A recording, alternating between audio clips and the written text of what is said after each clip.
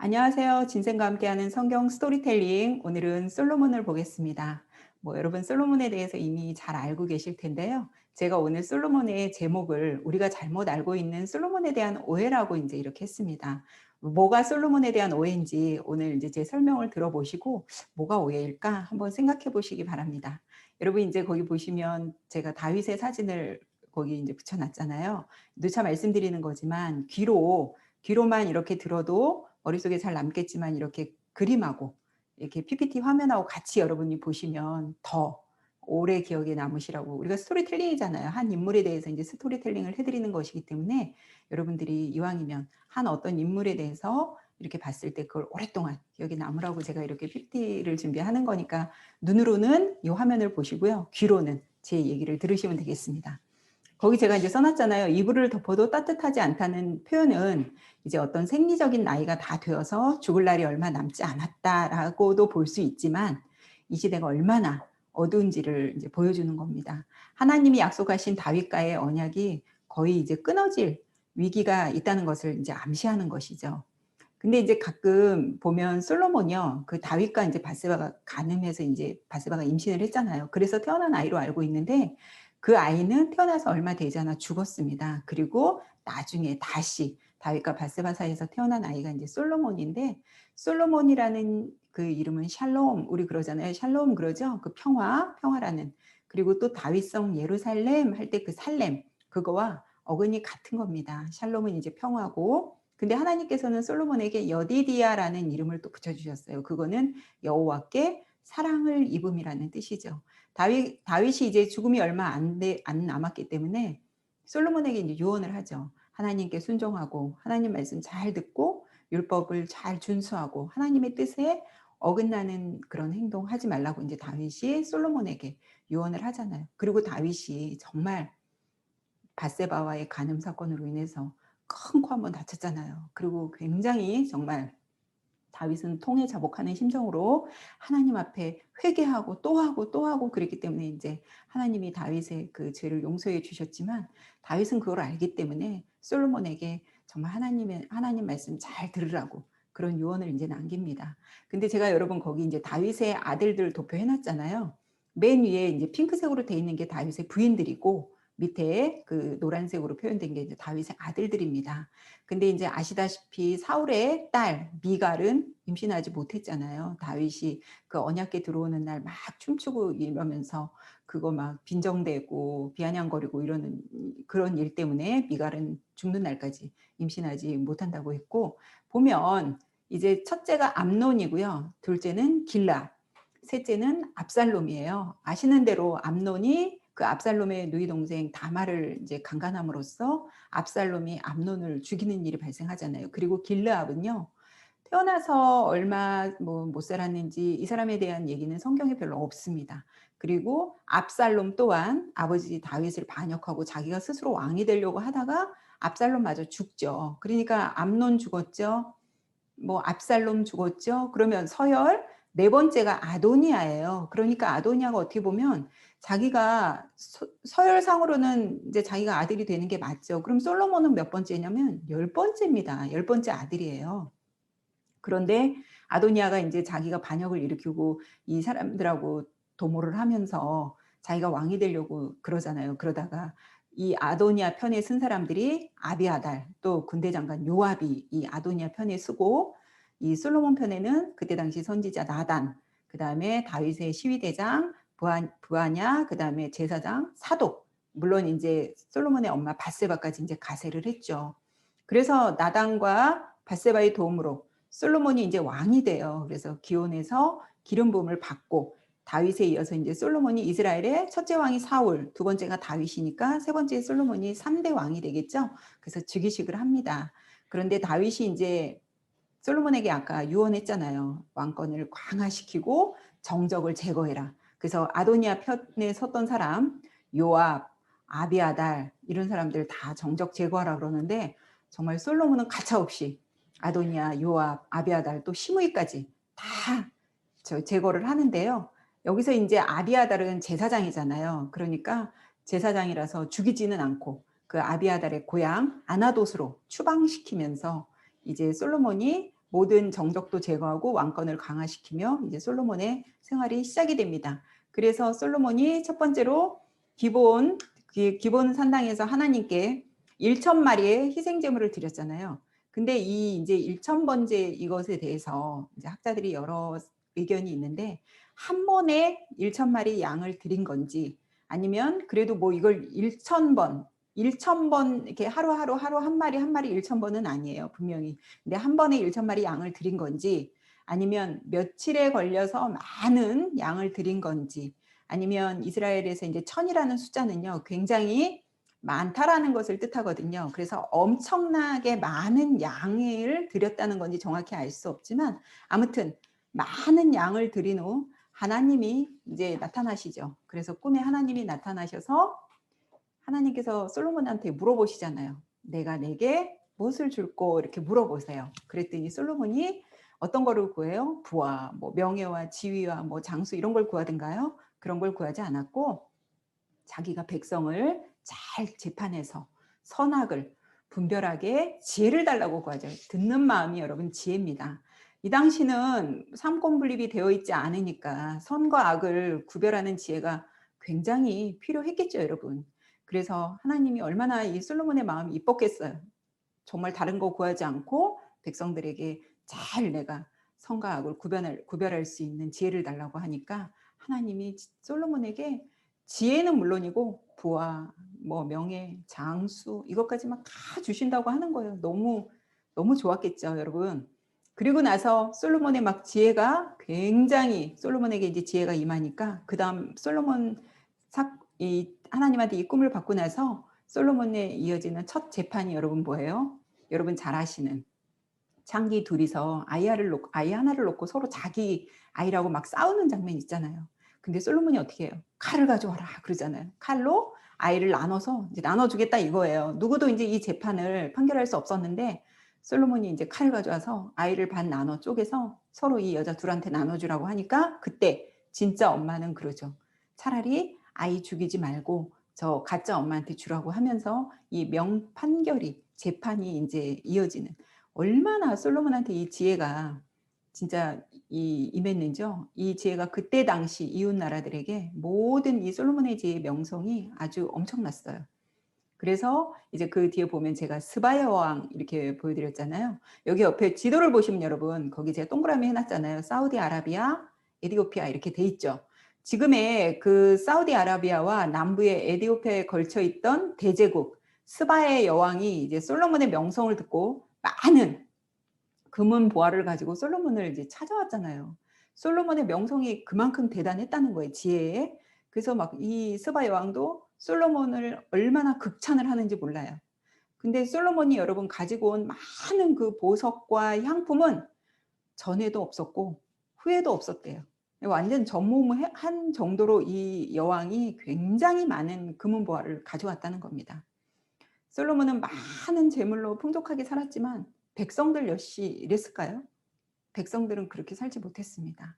그래서 이제 그 다음에 솔로몬이 성전을 이제 짓잖아요, 여러분. 이때는 정말 솔로몬 시대에는 여러분 전무후무하게 부국강병을 이루었고, 영토도 굉장히 많이 확장하고, 이때 당시 인구도 굉장히 많았습니다. 그래서 창세기 12장 1절에서 3절 하나님이 다윗과에 하신 그 땅과 내가 너에게 자손을 약속하신 그것이 또 여기서 한 번 더 땅과 자손, 여기서 또 한 번 이렇게 성취되는 모습을 볼 수 있습니다. 다윗이 성전 건축을 하고 싶었지만 하나님은 다윗에게 너는 많은 피를 흘렸으므로 너는 성전을 지을 수 없다. 대신 네 아들이 지을 것이라고 이제 이렇게 했잖아요. 그래서 다윗이 이제 자기는 성전을 짓지 못하지만 아들이 성전을 지을 것이라는 걸 알기 때문에 자기 살아있을 때 굉장히 많은 좋은 재료들 이런 것들을 준비해 놓고 갔잖아요. 성전을 이 건축하는 시기는요, 이스라엘 백성들이 애굽에서 나온 지 480년이 된 때이고, 솔로몬이 왕이 된 지 4년째입니다. 솔로몬이 왕이 된 때가 900 BC 970년이거든요. 그러니까 솔로몬이 왕이 즉위식을 하고 난 4년이니까 966년이 되겠죠. 여러분, 제가 여러분 이 보시라고, 이 왕궁이 솔로몬의 왕궁은 아닌데 이제 사진을 찾다 보니까 제가 좀 화려한 거 이렇게 보여드리려고, 왜 이렇게 보여드렸냐면, 옆에 보세요, 여러분. 성전하고 왕궁. 길이가 성전은 비교해서 이제 보시라고 제가 보여드리는 겁니다. 성전의 길이는 60이고요. 너비 20규빗, 높이가 30규빗이고 제가 돌이라고 써놨잖아요. 성전의 돌은 이제 성경에는 그렇게 표현이 돼 있더라고요. 돌, 그냥 돌로 이렇게 지었다 돼 있는데 왕궁은 보세요. 길이가 100이에요. 너비가 50, 규빗이 50, 그 다음에 높이가 30규빗이고 여기에는 귀하고 큰 돌로 이렇게 지었다고 되어 있습니다. 여러분 이제 규빗은 아시죠? 가운데 손가락 끝부터 팔꿈치까지. 그래서 약 한 45에서 50cm 정도 됩니다. 성전을 짓는 데 걸린 시간은 7년이래요. 그런데 왕궁은 몇 년 걸려요? 당연히 뭐 2배 이상, 지금 성전보다 왕궁이 여러분 2배 이상 화려하고 큽니다. 그러니까 왕궁 하는데 13년이 걸립니다. 성전 안은 이제 지성소와 성소로 나누고 또 거기 지성소 안에 언약궤도 이제 들여놓죠. 그리고 성전 낭실 앞에는 야긴과 보아스라는 두 기둥을 이제 만들어 세워 놓았죠. 성전 건축에 참여한 2명의 동명이인이 있어요. 히람이라고 똑같아요, 이름이.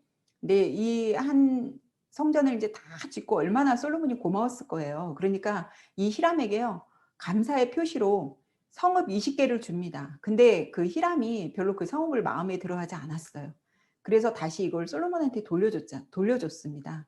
근데 여러분 이거 보세요. 이것부터 지금 솔로몬이 서서히 잘못돼 가고 있는 거 보이시죠? 이스라엘 백성들은 함부로 땅을 사고 팔 수 있어요? 없어요.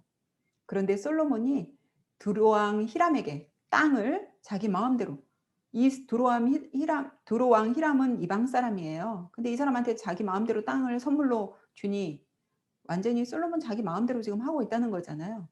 여러분 성전하고 이 왕궁, 솔로몬은 이 성전을 짓는 데는 거의 두로왕 히람이 이제 거의 관여를 했고 왕궁을 짓는 거는 솔로몬이 직접 관여를 했습니다. 그러니까 어디에 더 솔로몬이 마음을 두었다는 거 여러분 보이시죠? 성전이 아니고 왕궁이었어요. 왕궁.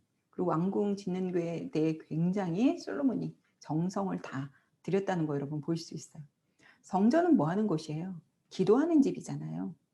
제사 지내고 회개하면 하나님이 용서해 주신다는 그 장소가 바로 성전이잖아요. 그리고 나서 이제 성전 봉헌식을 했겠죠. 근데 성전을 짓고 7년 동안 성전을 지은 다음에 바로 봉헌식을 한 게 아니고요. 13년 동안 왕궁 짓고 나서 성전 봉헌식을 했어요. 그러니까 성전을 짓고 나서도 13년 동안 기다렸다는 거겠죠. 바로 봉헌식을 한 게 아니고. 여러분 거기 이제 제가 그림에 이렇게 이제 보여드렸지만 봉헌식이 얼마나 거창하게 했을지 여러분 상상이 가시죠. 성전 안에 구름이 가득 차고 하나님의 임재와, 이 구름이 가득 찼다는 건 하나님의 임재와 이제 영광을 상징으로 이제 나타내는 거죠. 솔로몬의 기도와 감사 찬송이 올려지고 사실 하나님이 어떤 건물에 제한될 수 있는 분은 아니시잖아요. 그러나 하나님께서는 이곳에 임재하셔서 자기가 예배를 받으시는 편을 택하신 거기 때문에 하나님이 우리가 성전에 이제 임재하시는 우리가 하나님을 만나는 곳. 하나님은 전지전능하시고 무소부재하신 분이니까 하나님이 어느 건물에 뭐 딱 계신다 그렇진 않잖아요. 그리고 솔로몬이 또 이방인을 위해서도 기도를 하고요. 전쟁을 하면 이기게 해달라고 또 기도하고, 혹여 솔로몬이 그럽니다. 포로로 혹시 끌려가더라도 어떻게 이런 기도를 했을까요? 정말 나중에 이 사람들 포로로 다 끌려가잖아요. 근데 포로로 끌려가더라도 지금 이곳 성전에서 기도할 수 없으니까 솔로몬 기도를 그렇게 하더라고요. 그 성전 쪽을 향해서 하는 기도까지 들어달라고 그래요. 이렇게 제가 얘기하니까 성전 쪽을 향해서 기도하는 사람 누구 생각나죠, 여러분? 다니엘이 여러분 포로로 끌려가서 예루살렘 성전 쪽을 향해 하루에 3번씩 기도했다고 했잖아요. 그리고 성전 봉헌식 이제 마치고 하나님이 다시 나타나셔서 말씀하시는데, 솔직히 성전을 솔로몬이 이렇게 지었잖아요. 웅장하게 지었잖아요. 어쨌든. 그러면 하나님은 얼마나 솔로몬 이쁘겠어요. 이쁘고 정말 하나님이 야, 내 아들아 수고했다. 고맙다. 얼마나 그러겠어요. 그러니까 아까 기브온에서 1000번째 그 제사 양을 잡아서 제사를 드린 때보다 하나님이 사실은 더 많은 복을 부어 주셔야 되잖아요. 그런데 하나님은 여기서 그냥 무작정 내가 더한 복을 주겠다 그렇게 말씀 안 하시고요.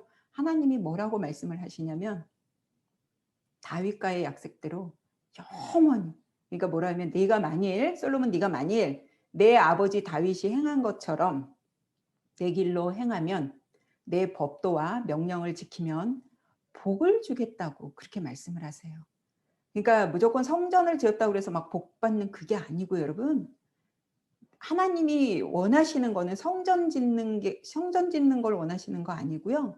하나님은 내 말에 순종하고 내 법도를 따르고 그래야지 된다고 하나님은 말씀하시고 계세요. 그래서 우리가 뭐 성전만 지으면 복 받아 막 이게 아니고요. 솔로몬 이 열왕기서에 보면 정확하게 나와 있잖아요. 하나님은 이 성전을 지은 솔로몬에게 무조건 성전 지었으니까 내가 너한테 복 줄게, 그렇게 하지 않으시고 나의 법도를 따르고 너의 아버지 다윗이 행한 것처럼 네가 그렇게 행하면 내가 복을 줄 거다. 그렇게 하지 않으면 이제 저주가 오겠다는 얘기겠죠. 저주가 오고 성전 다 무너져 없어질 것이다 라고 이제 그렇게 말을 합니다. 그런데 여러분 이제 보세요. 솔로몬이 이 하나님의 법도와 규례와 율법을 잘 지키며 살았을까요? 이 솔로몬이요, 신명기 17장 15절에서 17절에 보면 하나님은 이미 모세에게 왕의 규례에 대해서 이제 설명을 하셨습니다. 특히 첫째는 이제 말을 많이 두지 말 거. 여기서 말이라는 거는 그 병마, 말을 말하는 거예요.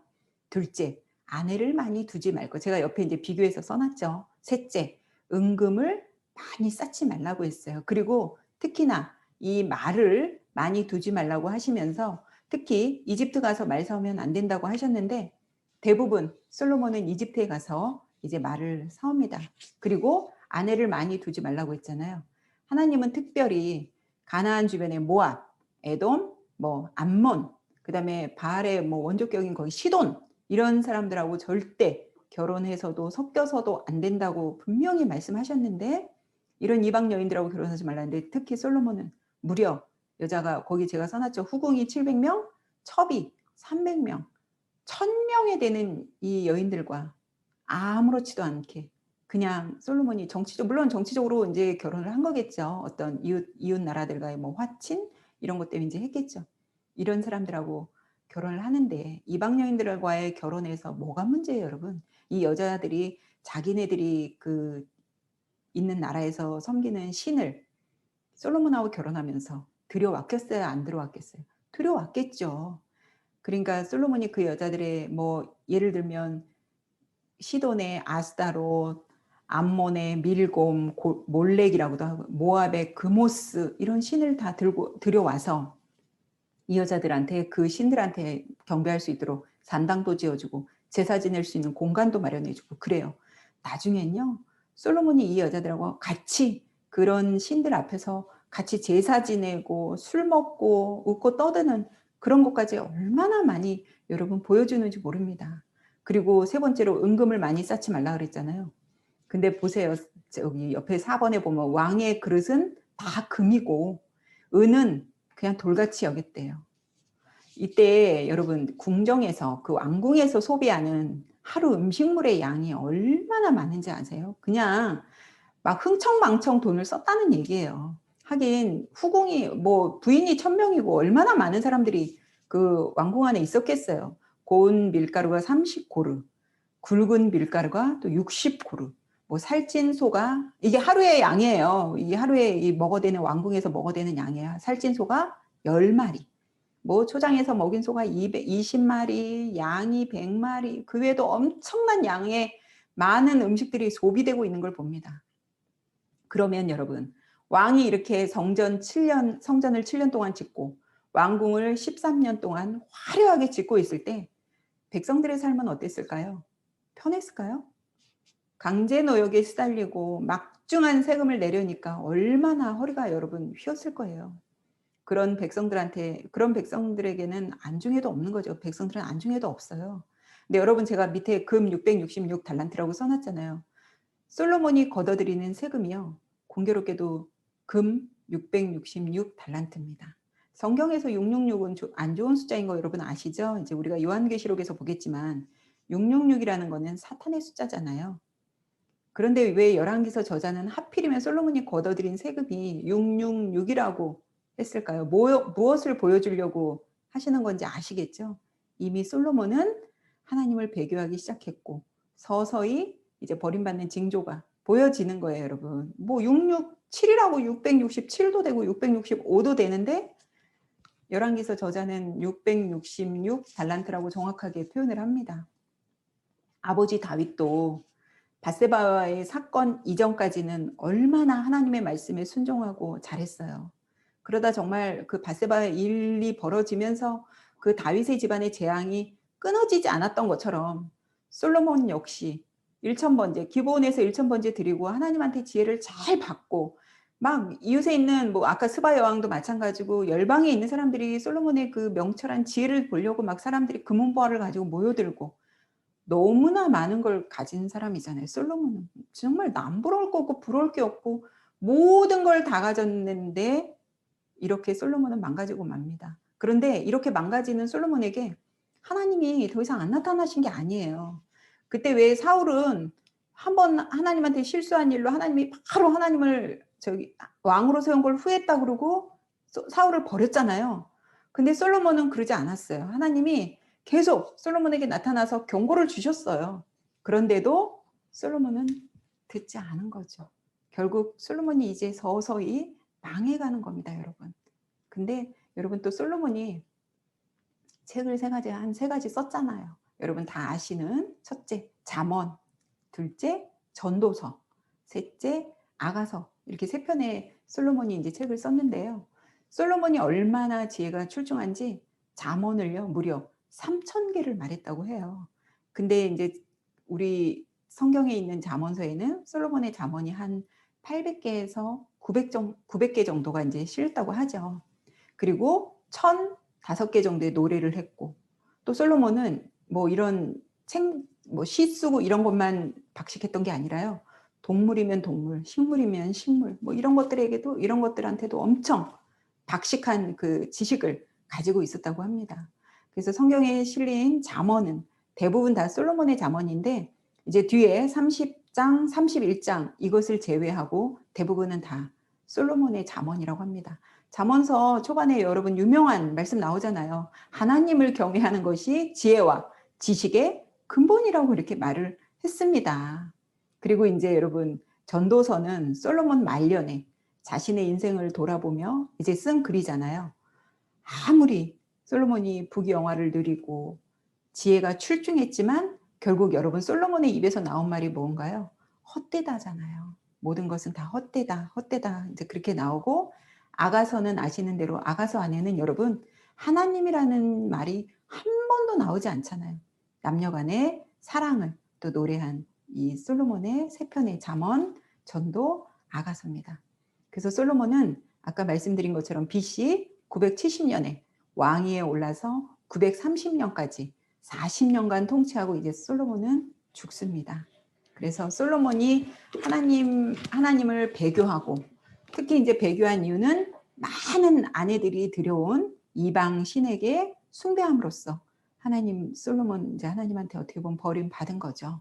그래서 솔로몬이 죽고 나서 이제 나라가 분열돼요. 솔로몬이 죽은 후에 여러분 나라가 분열됩니다. 솔로몬 때 나라가 분열된 게 아니고 솔로몬의 죽음 후에 이제 나라가 분열되는데 북이스라엘과 남유다로 이제 이렇게 나뉘어져요. 우리나라 남북 나뉘어진 것처럼 이때 당시도 북이스라엘과 남유다. 그래서 북이스라엘은 여로보암이 이제 왕으로 세워지고요. 남유다는 솔로몬의 아들 르호보암이 이제 왕으로 세워집니다.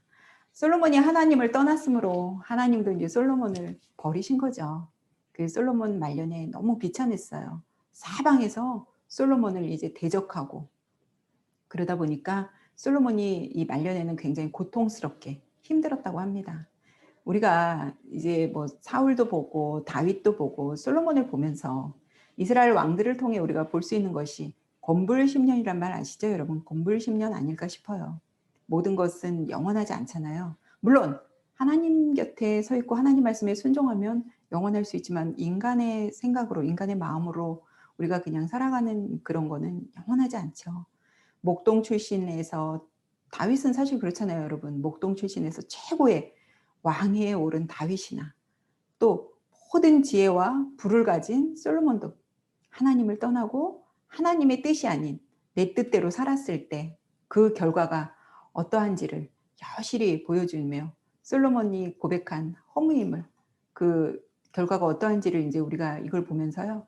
솔로몬이 고백한 허무 우리가 이것을 배워야 하지 않을까 싶습니다. 오늘 이 설명을 통해서 여러분들이 '아 솔로몬에 대해서 우리가 잘못 알고 있는 게 뭐였나.' 한번 찾아보시기 바랍니다. 오늘 진쌤과 함께하는 성경 스토리텔링은 여기까지 하겠습니다. 수고 많이 하셨습니다.